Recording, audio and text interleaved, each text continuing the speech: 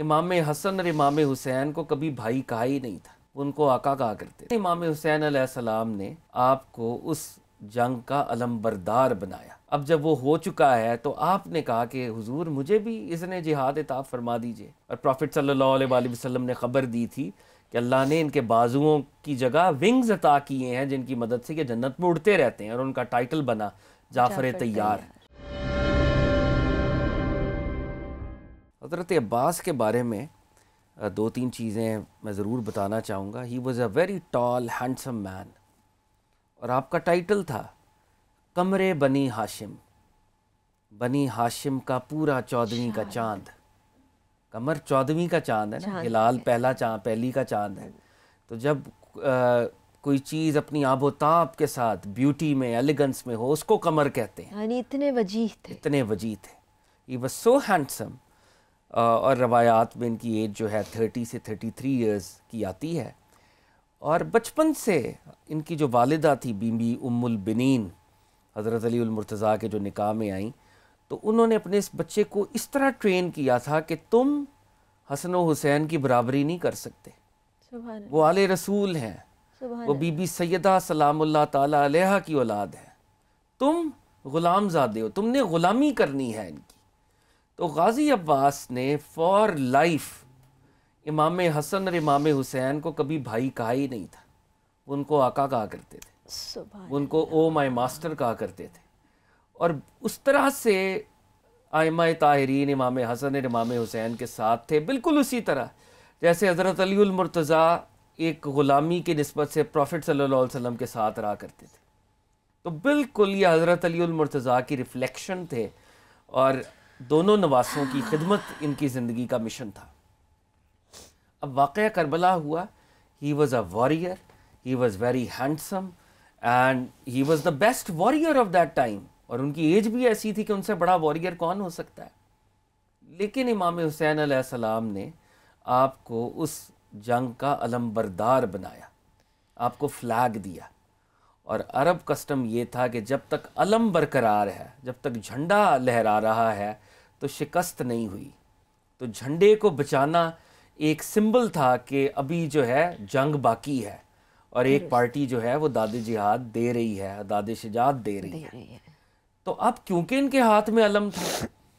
جنگ یہ کر نہیں سکتے تھے امام علی مقام کی انسٹرکشن کے مطابق، تو پورے دن یہ جنگ نہیں کر رہے تھے، علم کو تھامے ہوئے، علم کو پروٹیکٹ کرتے ہوئے ان کا گزرا۔ اور جب شہادتوں کا طویل سلسلہ اب جب وہ ہو چکا ہے تو آپ نے کہا کہ حضور مجھے بھی اذن جہاد عطا فرما دیجئے۔ امام علی مقام نے ریلکٹنس کا اظہار فرمایا، کہا کہ آپ تو فلیگ بیرر ہیں اس آرمی کے، تو آپ نے کہا نہیں، مجھے آپ اجازت دیں۔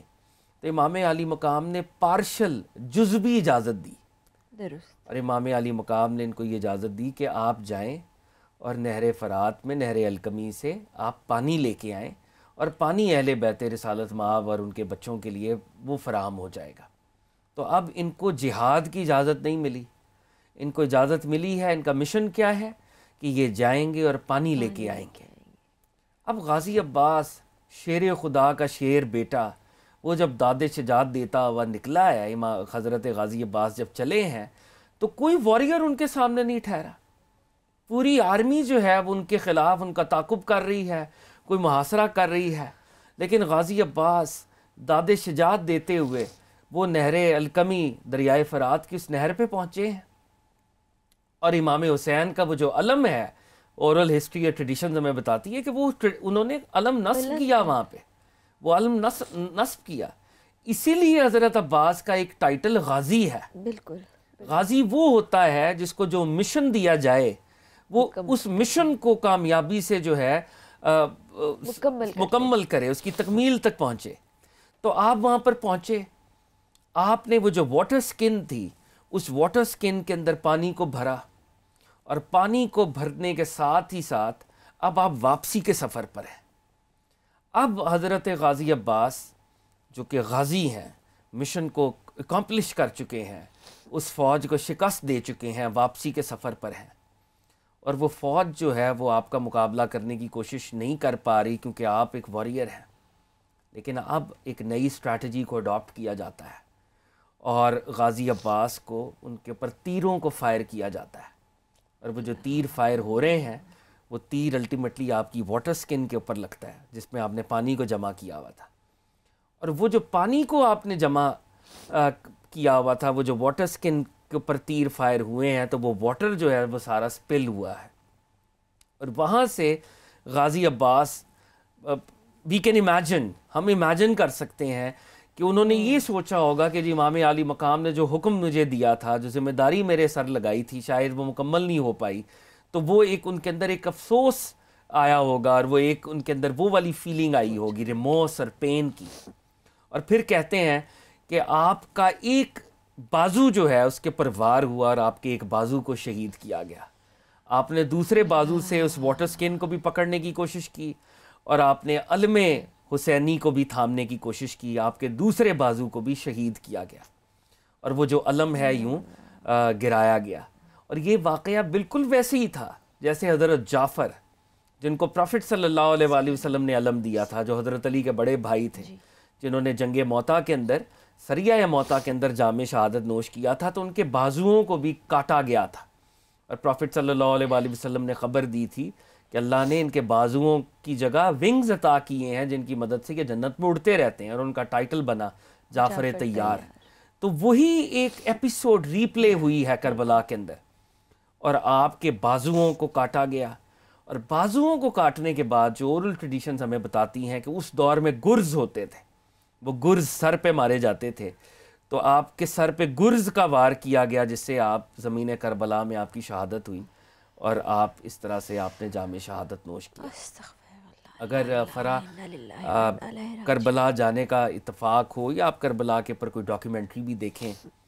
تو امام علی مقام اور امام علی مقام کے خانوادے اور آپ کے اصحاب کے جو مزارات ہیں وہ ایک جگہ پر اکٹھے ہیں، لیکن حضرت عباس علمدار، غازی عباس علمدار کا جو روضہ ہے، آپ کا جو مزار پر انوار ہے، وہ کچھ فاصلے پر ہے۔ آپ وہ واحد شہید ہیں، حضرت حر بھی ان کا مزار بھی دور ہے، آپ وہ واحد شہید ہیں جو امام علی مقام کے ساتھ دفن نہیں ہوئے، جہاں پر آپ گرے وہیں پر آپ کی مزار پر انوار کو، قبر شریف کو بنایا گیا، اور آج تک ڈاکیومنٹریز موجود ہیں کہ امام علی مقام کے اس برادر غازی عباس کی قبر کا جو ہے پانی طواف کرتا ہے، اور وہ ڈاکیومنٹریز آج تک موجود ہیں کہ وہ جو پانی لے کے آنا چاہ رہے تھے، وہ پانی دنیاوی طور پہ تو نہیں ہم وہ لا سکے، لیکن وہ باطنی طور پر آج تک وہ جو پانی پر تصرف اللہ رب العزت کی طرف سے وہ قائم ہے، اور یوں غازی عباس کی شہادت ہوئی، غازی عباس کے برادرز کی شہادت ہوئی، اور آپ کے جو برادرز ہیں جناب عباس، جناب عثمان، جناب جعفر، یہ آپ کے برادرز کے نام ہیں۔ ایک اور اب حضرت ابو بکر، ان کا وہ بھی اس مارکے کے اندر برادرز، حضرت علی کی اولاد میں یہ نام آتے ہیں، ان کی بھی شہادت ہوئی، اور یوں یہ معاملہ ہوا۔ یہاں پر اب ایک اور تاریخ کی، میرا خیال ہے تاریخ ترین باب ہی ہم اس کو کہہ سکتے ہیں۔ بے شک ایسا ہی ہے۔ ہسٹری میں آتا ہے، حافظ عماد الدین کثیر نے ریکارڈ کیا کہ جب یہ ساری شہادتیں ہو چکی تو امام علی مقام تنہا رہ گئے، اور امام علی مقام اپنے خیام کے دروازے کے پر آپ نے کچھ دیر قیام کیا، اور جب امام علی مقام اس لیول کے اوپر اس جگہ پر قیام فرما تھے تو ایک بی بی آئی ہیں، اور انہوں نے ایک بچہ امام علی مقام کی گود میں آپ کے سپرد کیا ہے، اور غالباً یہی فرمایا ہوگا کہ پیاس کی اس بچے کو بھی شدت ہے، یہ بچہ بھی بلبلا رہا ہے، تو وہ بچہ جو ہے امام علی مقام کی گود میں رکھا گیا، اور ساری شہادتیں ہو چکی ہیں، شہادتوں کا طویل سلسلہ ہے، امام علی مقام نے وہ قربانیاں ادا کر دی ہیں۔ اب وہ بچہ جب آپ کی گود میں ہے تو یہ حافظ عماد الدین کثیر بھی ریکارڈ کر رہے ہیں، علامہ جریر طبری بھی ریکارڈ کر رہے ہیں، ہمارے معتبر ہسٹری کے سورسز ریکارڈ کر رہے ہیں، بچہ امام علی مقام کی گود میں ہے، اور بچے کا جو سن ہے وہ محض 6 ماہ ہے۔ انسانیت کے کسی درجے پر ایک 6 ماہ کا بچہ کمبیٹنٹ نہیں ہوتا، لیکن اس بچے کے اوپر بھی تیر چلایا گیا، اور امام علی مقام کی گود میں اس بچے نے جو ہے جام شہادت نوش کیا۔ ظلم کی انتہا. وہ منظر ایک لمحے کو سوچئے کہ ایک ایک اپنے احباب کو، اپنی اولاد کو اپنی آنکھوں کے سامنے جاتے دیکھ رہے ہیں، تنے تنہا رہ گئے ہیں. حضرت امام حسین رضی اللہ تعالیٰ عنہ اور ایک ننھا بچہ ان کی گود میں ہے، اور ظالم اس پر بھی تیر برسا دیتے ہیں. اس کو کس نام سے یاد رکھا جائے؟